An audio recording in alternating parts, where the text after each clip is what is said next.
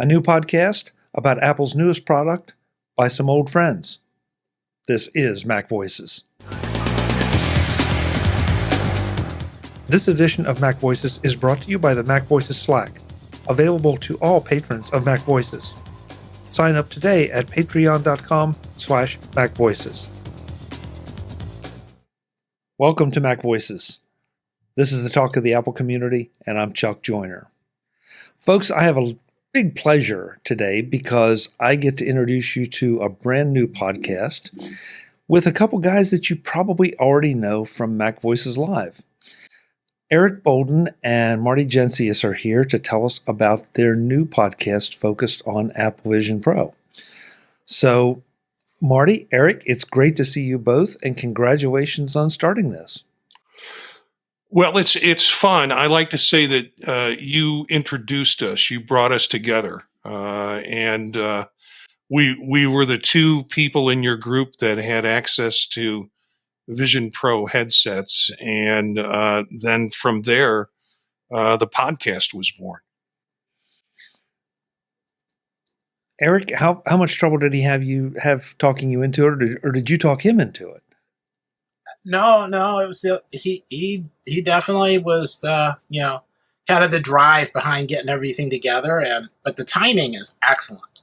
It's everything was introduced. It'd been kind of sitting out there. The first round of kind of thinking about things happened, and now it's right before WWDC. We've had a couple software updates. New stuff is coming out, so it's perfect as people are thinking about it or thinking about how to collect media in preparation. There's so much coming out now that kind of go through things, I think, is a great idea.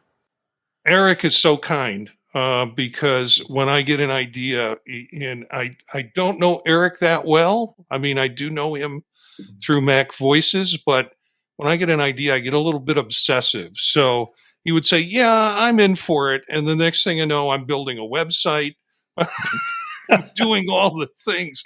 And I felt like I was a podcast stalker once he said yes. It was like, you can't say no now. Are you ready? Are you ready? I'm ready now. Let's go. Well, that's one of the things when you all revealed this to us on the MacVoices Slack, I was really excited because when the Vision Pro came out, each of you, the enthusiasm for your experiences with it was kind of infectious. And I have really had a hard time not going and joining the club just because of the way you two have talked about it. And so I'm really anxious. First of all, I know that enthusiasm will continue, but I'm anxious to know how you plan to approach it. I mean, is it going to be sort of a review of your ongoing experiences, or is it going to be based on the newest updates as they come out, or is it just going to be all Vision Pro all the time? Well, we had the luxury with the first show just talking about our experiences with it. And then as we're going to be recording the second show tonight, and it was like, oh, I've got to put together a framework for a show. Just talking about your experiences is this wonderful conversation, but I think the listeners are going to want some information too. So we started to do a shared show notes and on Google Doc, and I started to create categories, and Eric filled some stuff in, and I filled some stuff in. So we're going to be looking at what news is new this week, and there are a couple of issues that have come up around Vision Pro. We're going to talk a little bit about apps, but what we'd like to do is have drop-in guests who have different aspects of Vision Pro that they use. And I can talk more about those after a while, but Eric, other things that you're thinking of? Yeah, there's also the whole idea of, Vision Pro is out. And, occasionally people bring up, well, maybe not yet, or I'm not quite ready, or, when's the not Pro going to come out? Or maybe I want to try something else. Well, there's still, while you've got a phone, you can create panoramas, you can take pictures, you can do kind of a lot of setup to have things ready for when you do have your Apple Vision. And I think we'll get some opportunities to talk about that as well. Or how do you share some of the materials? What's the best way to collect or take images and share them with other people? So that's out there too. You guys are picking a really, first of all, there are a couple aspects to this that I want to make sure people understand. First off, this is the first brand new Apple product in a long time. And so automatically, you've got virgin snow to walk in. And that's phenomenal that you're taking advantage of that. That said, it's also a really interesting time because even as we record this, last week, 1 minute the Vision Pro is not selling well, and oh my God, it's going to be, Apple is doomed again. And then the next day you see an article that says, well, you know what, even if the sales aren't exactly what Apple wants, it's still a super important product. It's going to be a long-term product, and the alleged disappointing sales just really aren't that important to Apple overall. So the business, addressing just the business aspect of it, I think would be beneficial to the show as well as the user aspects. But that's me. Is that something you plan to tackle? Well, actually, the topic of they said they're cutting back, and now they're not really cutting back because when you look at what they can actually produce, they're limited what they can do by production. That whole story flipped back and forth. And there were counter stories that came up, kind of shared that this is like you said, it's an important product. There's some cool things that are happening with it. Apple's probably, is not going to back down. I might eat my words 3 years from now, but I don't think Apple's going to back down on this. But you've got to take a look at what is capable of being produced to satisfy the product. And the drive for it. It hasn't opened up in other countries, but frankly, most of the people I'm talking to through Vision Pro are from other countries. So they've already received sets, and there's a great buzz about it right now. Eric, would you echo that? I mean, has your experience been largely international, because I know you had the unique, at least the last time we talked, you had the unique situation of sharing ownership amongst several of your friends. Has that changed? We haven't yet gotten to squabbling, but it's really close.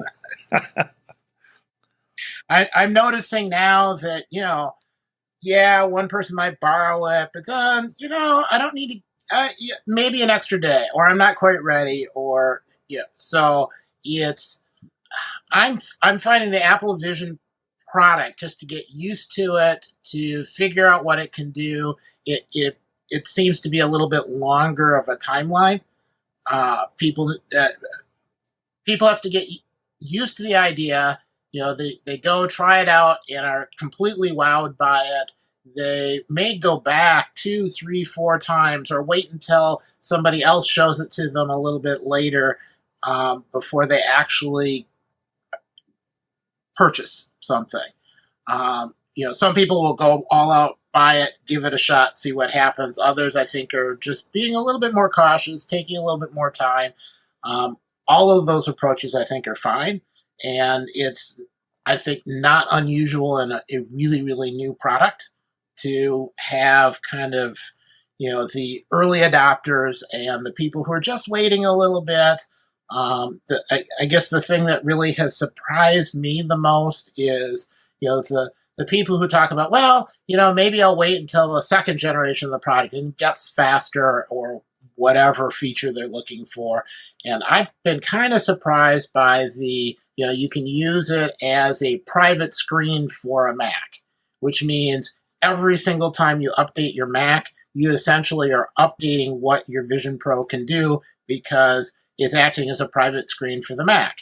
So, that I hadn't even thought about before. So I think just having time for everybody to get used to what are all of the parameters, and I think for a lot of people it's going to be when they get it, and how soon they can get their hands on it, and when it gets to the point that businesses are comfortable with it. So they're it's definitely early, but it's very useful even right now, and it has been moving along much faster than I anticipated. I know I am really impatiently not having my hands on mine right now, and I'm missing it. And I thought, well, I use it a week, I don't use it a week. Yeah, it's not, and we may have two soon. I've been trying to bring Eric into the social aspect of it. Just before he had to relinquish custody, there is an app that I'm using that he joined, which was really cool.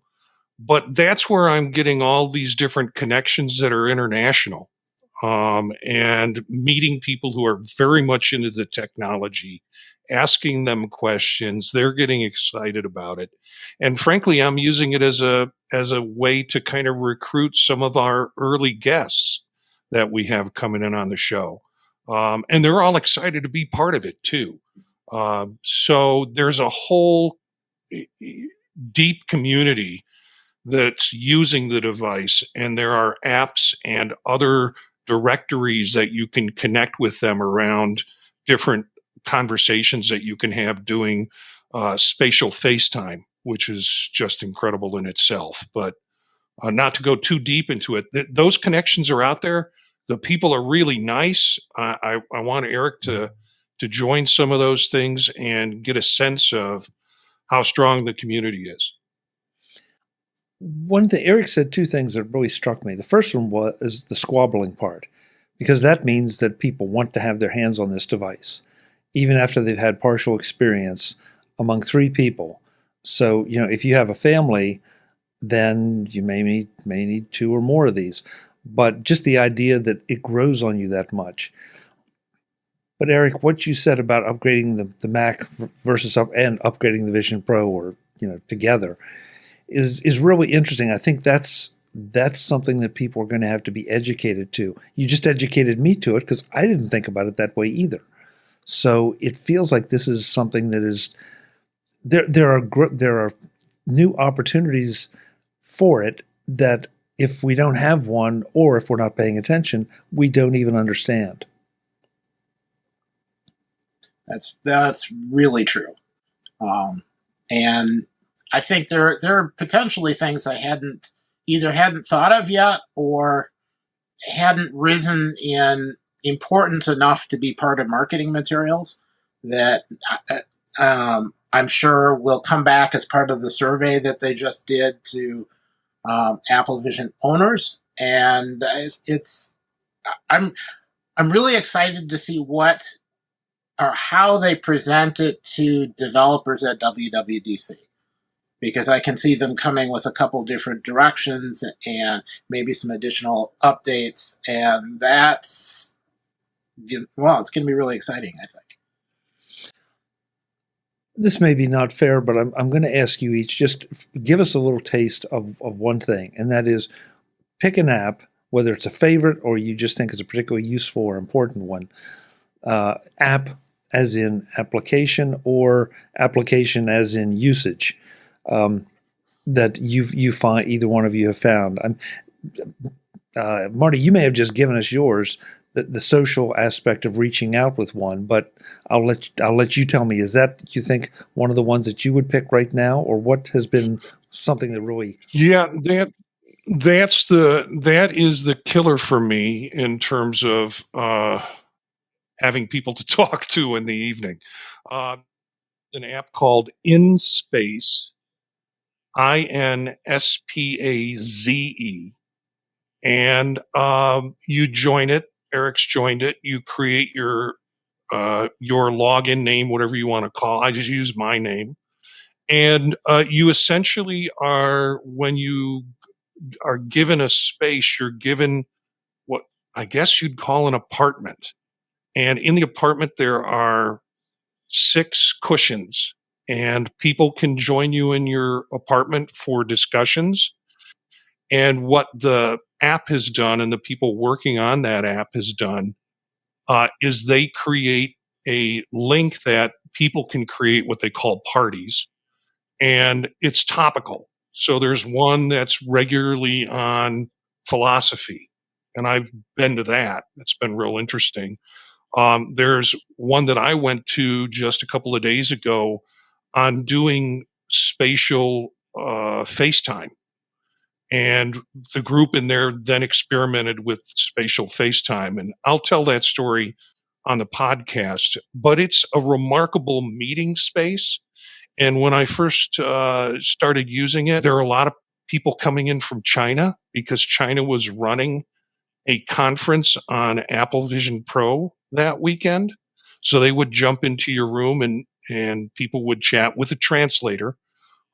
People from Saudi Arabia, people from Germany, just really kind of a global presence with this app. It's really pretty cool. So I don't want to take us too far down this road, but when I join this, I mean, am I joining as an avatar? Is that how it's happening?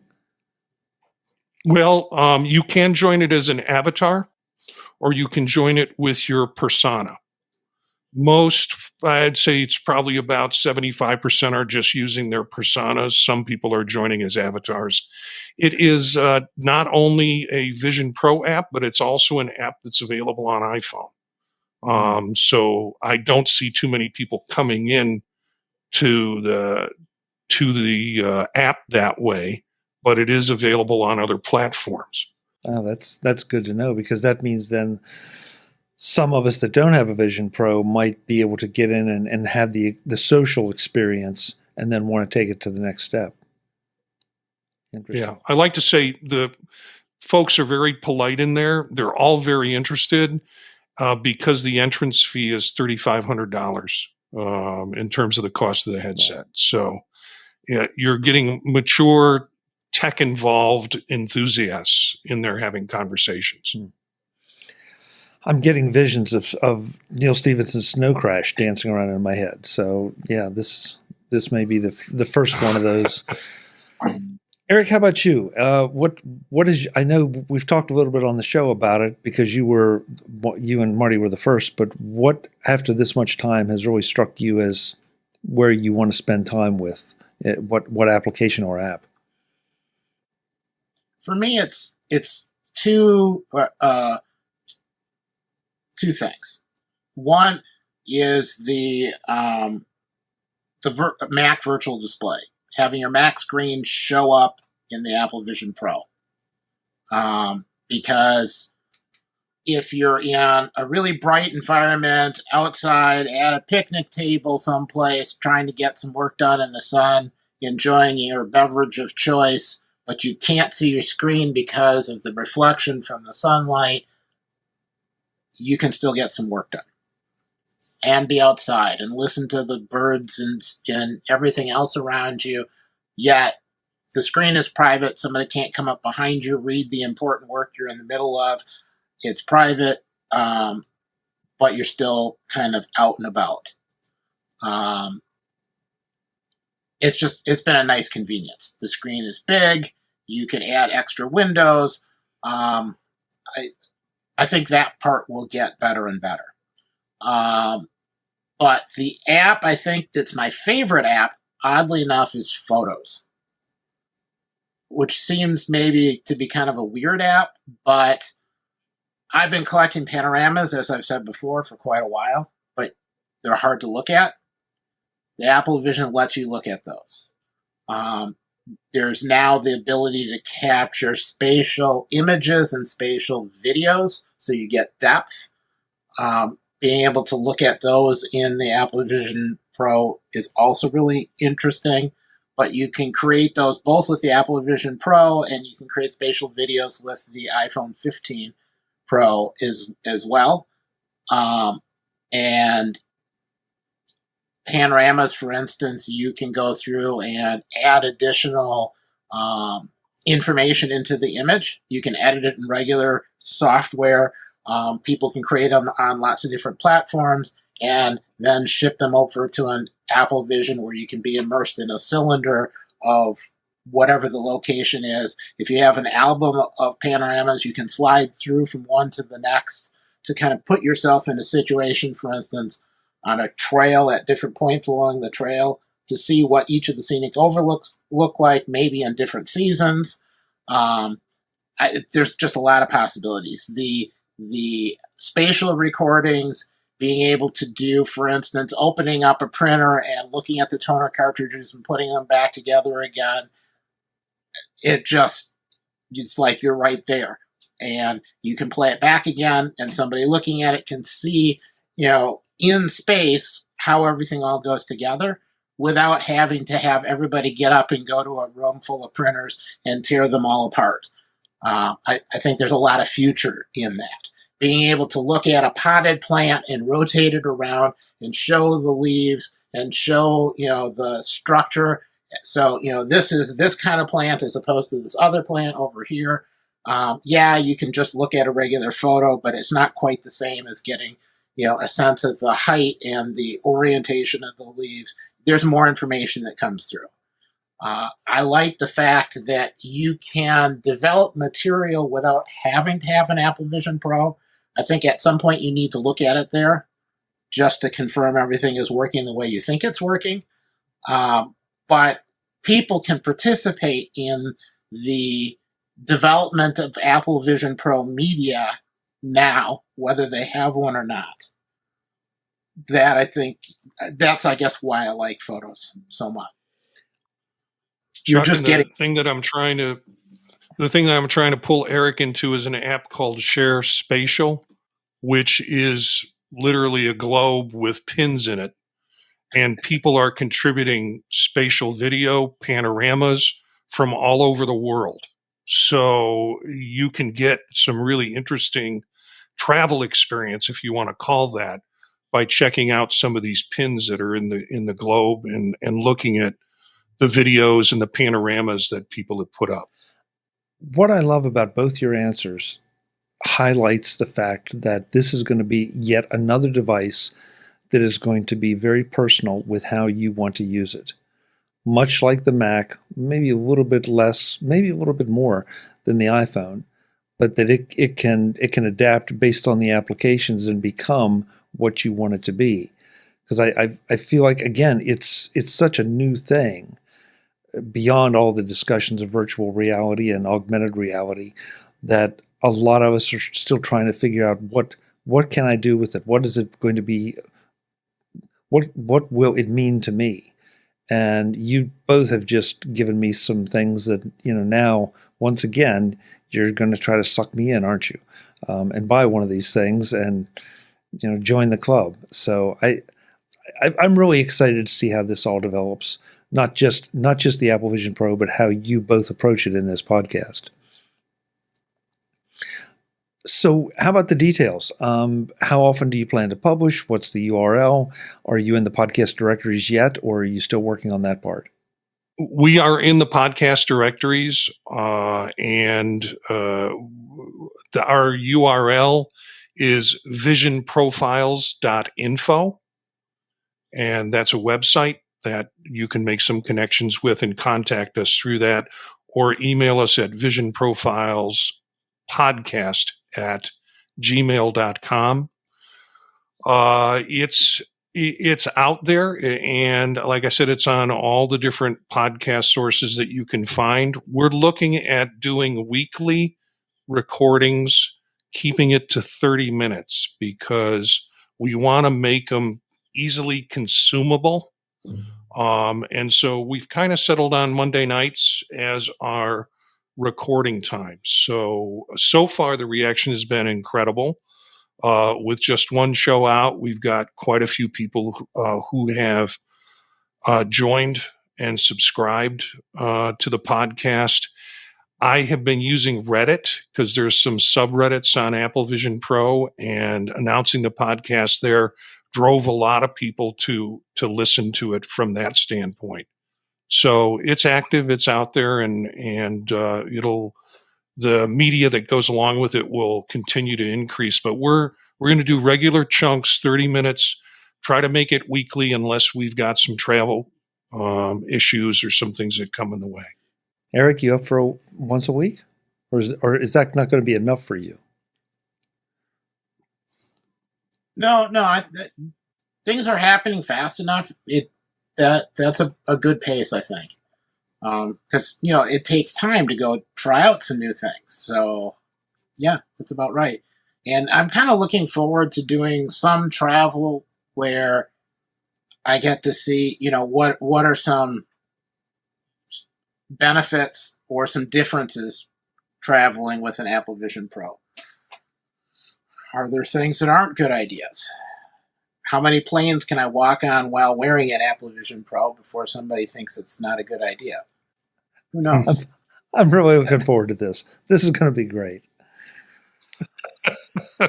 Well, Eric Bolden, Marty Jencius, again, congratulations on the Vision Files. Do I have it right? Vision Profiles. Yes. Sort of like the X-Files without the X and for the Vision Pro. But yeah, by all means, check it out. If you know both of these gentlemen from MacVoices Live, you know it's going to be a lot of fun. There's going to be some humor, but a lot of great content. And if you don't know them, get to know them, because this feels like a really, really important new podcast. Gentlemen, thanks so much for the time. What can I say? I'll be listening. Thanks, Chuck. Folks, I'm Chuck Joyner. This is MacVoices. Again, this is a real pleasure for me to introduce you to a new podcast, especially when it's produced by friends, and especially when I think it's something really, really important. Until the next time, and as always, thanks for watching. Visit MacVoices.com for show notes and to connect with Chuck on social media. Get involved in our Facebook group or like our Facebook page, and get more out of your Apple tech with MacVoices Magazine, free on Flipboard and on the web. And if you find value in it all, consider supporting us through either our Patreon campaign at patreon.com/MacVoices, or by making a one-time donation via the PayPal link on our front page and in the show notes of each episode. You will join these fine people who help bring you MacVoices.